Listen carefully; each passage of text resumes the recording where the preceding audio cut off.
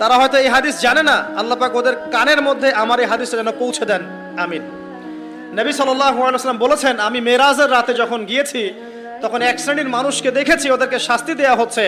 কি শাস্তি? জাহান্নামীদের রক্ত এবং পুঁজ ওদেরকে খেতে দেয়া হচ্ছে। জিবরাইল আলাইহিস সালামকে জিজ্ঞাসা করা হলো যে এরা কারা?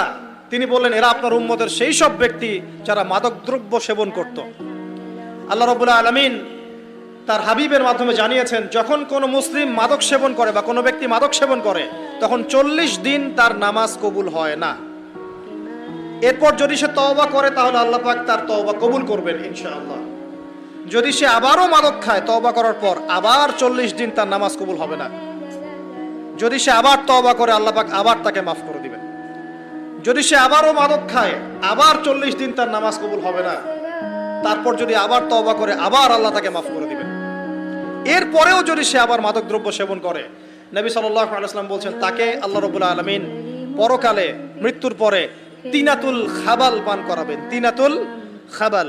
জিজ্ঞাসা করা হলো, ইয়া রাসূলুল্লাহ, তিনাতুল খাবাল কি জিনিস? নবী সাল্লাল্লাহু আলাইহি ওয়াসাল্লাম উত্তর দিচ্ছেন, এটা হচ্ছে জাহান্নামীদের রক্ত, মাংস, এগুলো পুড়ে পচে যে রসটা বের হবে, এটা হচ্ছে তিনাতুল খাবাল।